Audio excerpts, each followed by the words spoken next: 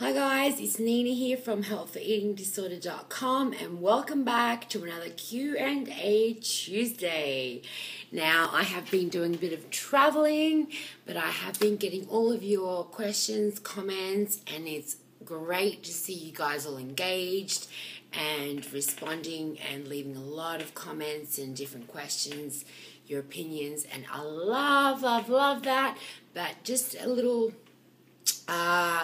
sort of tip, kind of like plead to you guys. Can you please try to minimize the amount of talk about food, numbers, weight loss, scales, that kind of thing. We all know that it's very triggering, and I try to minimize it as much as possible. So please try to avoid talking about food, weight, numbers, figures, all that kind of stuff. We know the drill. So, sorry, I'm doing this on my iPhone. So let's try to minimize all of that because people do get triggered, and we want to keep our site and our community and channel kind of alive and free from all of that triggering kind of stuff. So now let's get into our Q&A for the day. I have so many guys, and I will have a webinar coming up where I compile them all together and answer them. So stay tuned. But for today, this is what I have for you. And I apologize, this is my iPhone playing up, but it is a message from Despina. And Despina says, "Hi Nina, I think that most of us refuse to admit the sickness, possibly, but I think a lot of you guys that are on here do acknowledge and accept that you do have an eating disorder to some extent. It's all about control, your mind, and giving time for your body to recover. I know that everybody does agree with that, even if we do or don't admit it. I do have an eating disorder, and I think every eating disorder has to do with a weight obsession, which I also have, and many of you guys can probably agree and relate to that obsession with weight, weight loss, weight obsession, and just the right and wrong food and anything to control the weight. I have seen your work, and I think you can inspire and help other people as you have experienced the hell even more than a doctor." Yes, that is what I agree with, and I try to help you guys because I know this more than any psychiatrist that I went to or therapist that didn't have the eating disorder. And that's sort of the trouble, that you go to these professionals expecting help, but unless somebody has been through something like this, it's really hard for them to offer that kind of help, support, and ability to relate that someone who has been through it and is on the other side can. So Despina says, "I want you to describe to me what is your life like in relation to your eating habits, giving maybe an example of your daily routine. How and when did you find out what you like eating or getting closer to your body, and what you do if you see a person overeating in front of you?" Okay, Despina, thank you for your question. And I'm going to start off with what you have initially asked, which is describe to me what is your life like in relation to your eating habits and give an example of your daily routine. So apologies again for my iPhone. So I'm going to give you guys an example of what I eat, how I eat, a day in Nina's life of a recovered person who did have an eating disorder.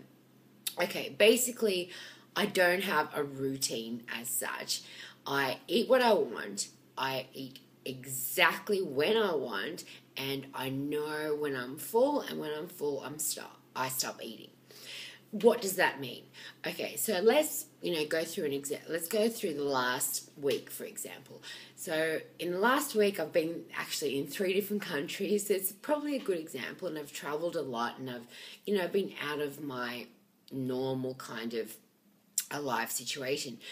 And I can tell you that when I'm traveling, I pretty much just go with the flow. So whereas before I used to, really pack my food, either, pack really healthy food, take them on the plane and, stick to these, very controlled diets and eating plans, or I would be binge eating and I would eat absolutely everything from the entry of the airport all the way to the plane ride and back to when I got home.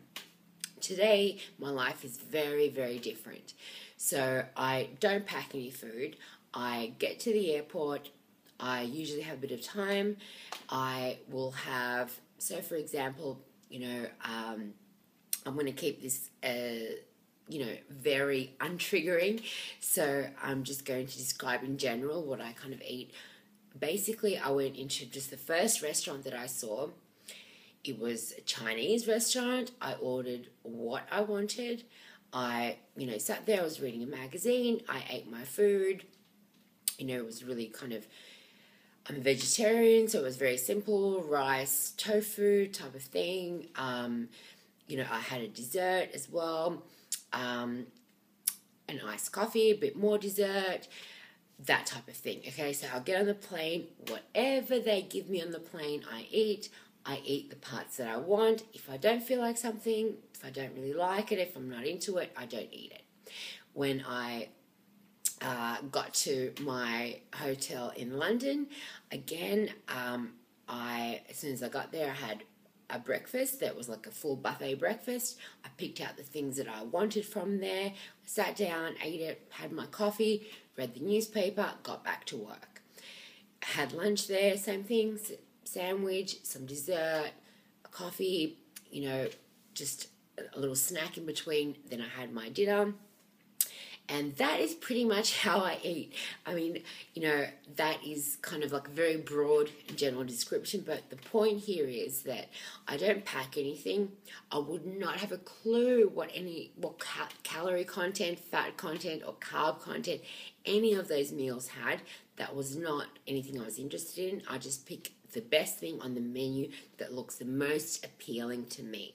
And that's why, to be honest, I can't even really remember what the particular food was, nor do I want to be triggering in this video or on this site. But it really doesn't matter to me. It's just like, what looks good? Yep, that's it. That's what I'll have. I eat until I'm pretty much full. Then I read my paper, do some work, do something else. And then when I feel like eating again, it may be snack time, meal time, lunchtime, breakfast, who knows, who cares. When I feel like it, when I'm ready to eat again, that is when I eat again. I arrived back to New York. Love New York. There's so many options of things to eat and whatever. And again, as I'm walking around, I look for the restaurant that I like, or maybe takeaway if I want to go home and do some work and have there. I pick out a few things. I also pick out a few things to, just to keep in my apartment as snacks, meals, whatever. And that is how I eat. The point of this is, that is an example of my daily routine. So there is no routine. Sometimes I travel, I eat different things. Sometimes I'm at home and I will also mix it up. I may cook something myself if I'm settled into my apartment. I eat whatever the people on the plane give me. I don't have special requests or anything like that. And I really try to keep it simple. I don't think about it too much. I only think about it when I'm hungry, and then I let it go. I don't have any kind of set, fixed routine that I stick to. I don't go by, 3 meals, 5 meals, 7 meals, or anything like that. It's just pretty much what I want, when I want, stop when you're full.